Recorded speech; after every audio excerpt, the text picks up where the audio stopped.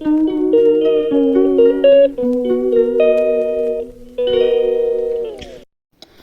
সকাল বন্ধুরা, তোমরা সবাই কেমন আছো? আশা করছি ভালো আছো। আমরাও ভালো আছি। Housewife of Nayana lifestyle চ্যানেলে তোমাদের স্বাগত জানিয়ে আজকে নতুন আরেকটা ভিডিও শুরু করছি। তো দেখো আজকের ওয়েদারটা কিন্তু খুব একটা ভালো না। দেখো সকালেই দেখো ওয়েদারটা এতটাই খারাপ। সকাল সকাল স্নান ধ্যান করে সমস্ত বাসি কাজবাজ করে নিয়েছি। কাজবাজ করে স্নান করে দেখো জামা কাপড়গুলো কেচেছিলাম, সেগুলো নিয়ে চলে আসলাম ছাদে মেলতে। ওয়েদারটা এতটাই খারাপ, দেখতেই পারলে ওয়েদারটা আজকে হয়তো ভালো থাকবে না, একদম বিচ্ছিরি একটা ওয়েদার করেছে। তো পরে দিয়ে এবার বেলার দিকে আবার রোদ্র উঠে গেছিলো, কিন্তু সকালে ওয়েদারটা এতটাই খারাপ ছিল যে দেখো অন্ধকার মনে ছিল বৃষ্টি বৃষ্টি আসবে এরকম। তো পরে আবার ঠিক হয়ে গেছে।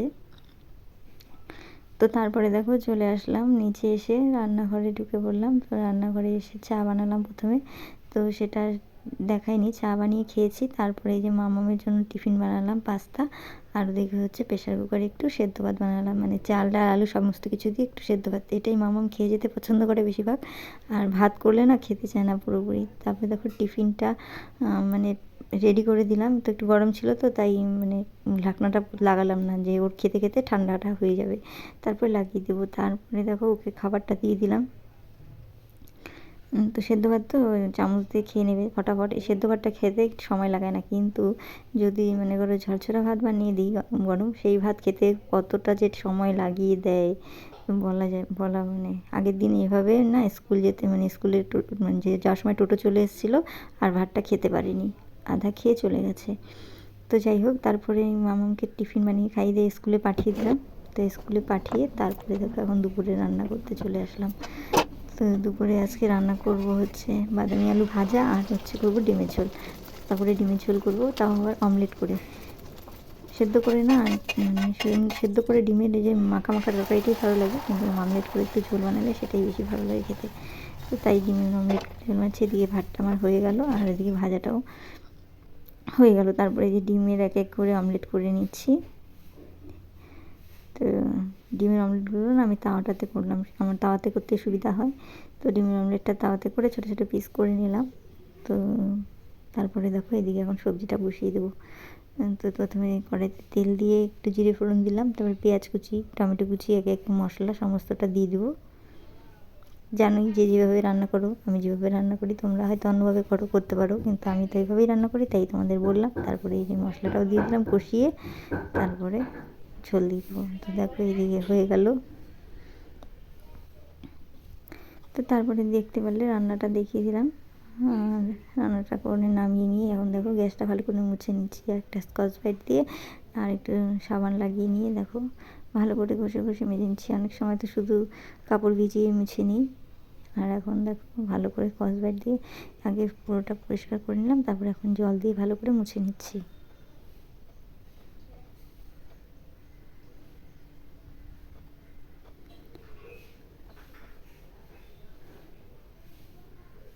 তো বন্ধুরা, তো তোমাদের যদি আমার ভিডিওটা একটুও ভালো লাগে তাহলে একটু পাশে থেকো আমার, আর এভাবেই আর আমাকে এগিয়ে যেতে সাহায্য করো।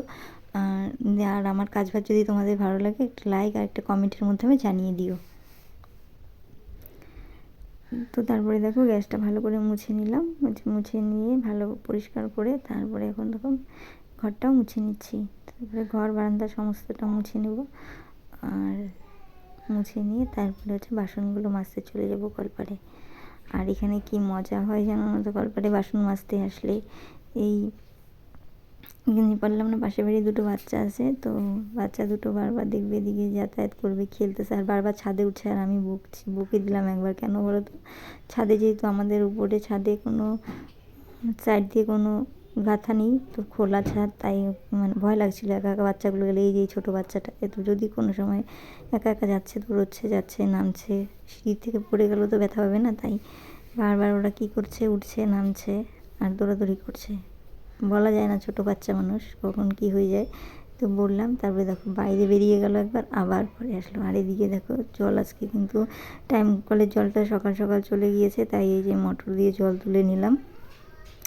জল তুলে নিয়ে তারপরে বাসনগুলো সমস্তটাই ধুয়ে নিলাম। তো ধুয়ে তারপরে দেখো এখন আমি দুপুরে খাবার খেতে বসলাম। মাম্মাম স্কুল থেকে আসতে তো সেই 4:30টায় আসবে, তাই আমি আগে খাবারটা খেয়ে নিচ্ছি। এদিকে মাম্মার বাবাও খাবার খেয়ে চলে গেছে। তারপর দেখো আমি খাবারটা খেয়ে নিলাম, খেয়ে একটু বিশ্রাম নিচ্ছিলাম। আজকে যেহেতু আর অন্য কাজ ছিল না, তাই খাবার দাবার খেয়ে আমি একটু বিশ্রাম নিয়েছিলাম। আর এরপরে দেখো এখন বিশ্রাম নিয়ে যে বিকেলে চলে আসলাম আবার।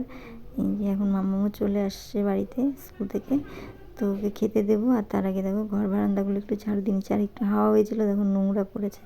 তো দেখো ঘর বারান্দা সমস্তটা একটু ঝাড়ু দিয়ে নিচ্ছি। আর ওদিকে হচ্ছে দিদি হচ্ছে বসে বসে মামাম আসলো যেহেতু স্কুল থেকে, কথা বলছিল। তো ওইদিকে দেখো মামামকে খাবার দিয়ে আমি চলে আসলাম ছাদে জামা কাপড়গুলো তুলতে। তো জামা কাপড়গুলো তুলে নিচে গিয়ে রেডি হব, মামামকে যাব টিউশনিতে দিতে। তো দেখো সমস্ত জামা কাপড় তুলে নিচে চলে আসলাম।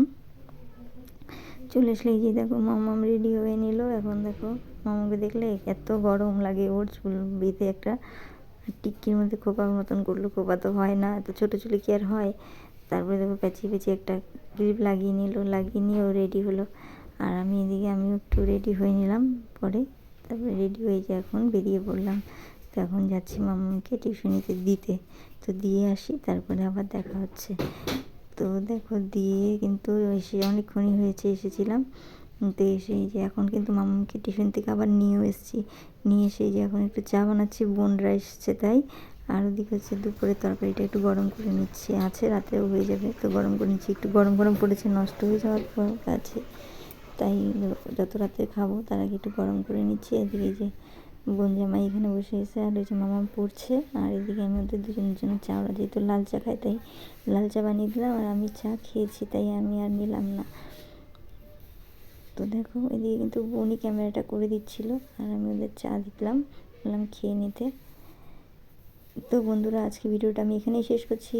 তোমরা সবাই ভালো থেকো, সুস্থ থেকো, সবাইকে গুড নাইট, টাটা।